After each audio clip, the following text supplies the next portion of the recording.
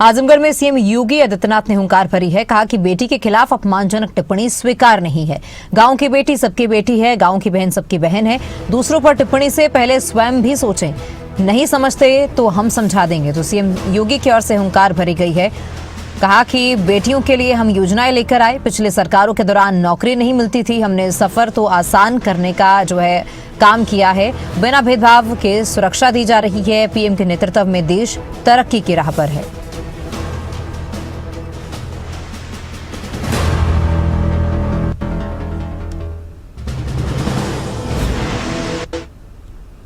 मैं पिछले दिनों देख रहा था, समाजवादी पार्टी के अध्यक्ष अखिलेश यादव की पुत्री के खिलाफ कुछ लोगों ने गलत टिप्पणियां की थी। जैसे मेरे संज्ञान में आया, मैंने तत्काल पुलिस से कहा, मैंने कहा इसमें एफआईआर दर्ज कराओ। बेटी के खिलाफ कोई भी अपमानजनक टिप्पणी स्वीकार्य नहीं होनी चाहिए। बेटी बेटी होती है और हम तो संस्कार में पले बसे हैं, जहां कहा जाता है कि गांव की बेटी सबकी बेटी, गांव की बहन सबकी बहन। हमने तो कोई भेदभाव नहीं किया। लेकिन अखिलेश जी, दूसरों को उपदेश देते हो, अपने चेले चपाटों को भी थोड़ा उपदेश दे दो कि अपनी भाषा को संयम कर लें। दूसरों के प्रति टिप्पणी करने के पहले स्वयं भी सोचा करो कि उनके लोग किस प्रकार की भाषा का प्रयोग बहन और बेटियों के प्रति, बुजुर्गों के प्रति, दिवंगत लोगों के प्रति और वरिष्ठ नेताओं के प्रति करते हैं। इसके बारे में उनको भी अपने लोगों को संस्कारित करने की आवश्यकता है। अच्छा होगा उनको समझाओ, और नहीं समझ सकते तो हमारे हवाले कर दो, हम उनको अच्छी तरह समझा देंगे।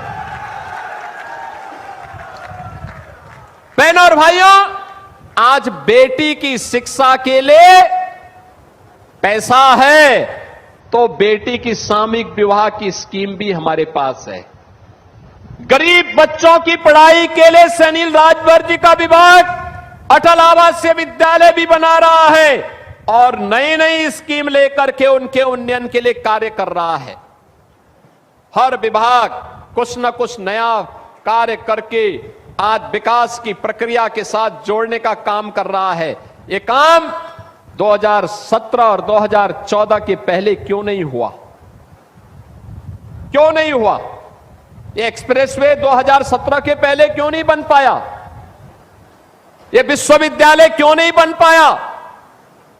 नर्सिंग कॉलेज क्यों नहीं बन पाया? यहां पर अन्य सुविधाएं क्यों नहीं विकसित हो पाई? कारण था करने की इच्छा शक्ति नहीं थी। नौजवानों को नौकरी क्यों नहीं मिल पाई? ये कनेक्टिविटी इतनी अच्छी क्यों नहीं हो पाई थी? गोरखपुर जाने के लिए आज तो आजमगढ़ का व्यक्ति यहां से चलता है 1 घंटे में गोरखपुर, मात्र 1 घंटा। वाराणसी जाता है मात्र 1.5 से पौने 2 घंटे में वाराणसी पहुंचता है, 2.5 घंटे में लखनऊ पहुंचता है। यह है आज इतनी तेज आपकी गति बढ़ाने का काम। हर गरीब को सिर ढकने के लिए छत, हर गरीब के घर में शौचालय, हर बेटी की सुरक्षा की व्यवस्था, हर व्यापारी को भी सुरक्षा की व्यवस्था।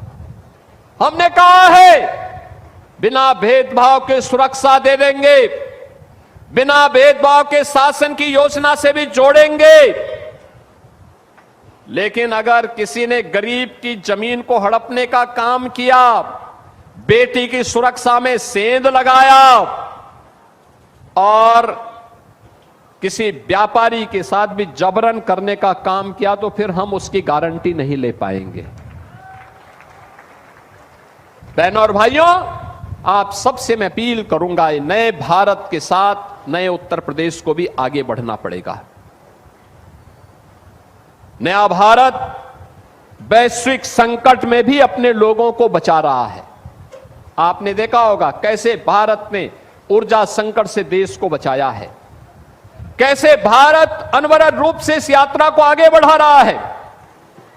दुनिया त्रस्त है, लेकिन भारत के लोगों को मोदी जी के नेतृत्व पर गौरव की अनुभूति होती है।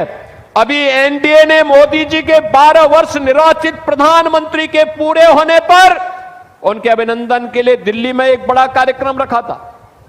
पूरे देश भर से लोग आए थे और सबने अपने अपने यहां की नई कहानी को, नई गाथा को कहा, कैसे देश बदला है और कैसे भारत आज दुनिया के अंदर सिर उठा करके चलता है और दुश्मन के मान में घुस करके दुश्मन को भी ठिकाना लगाने का काम करता है। आज ये नए भारत के अंदर देखने को मिल रहा है। कोई सोचता था, मैं मानता हूं महाराज सुहेलदेव होते, अयोध्या में राम मंदिर कभी नहीं टूटता।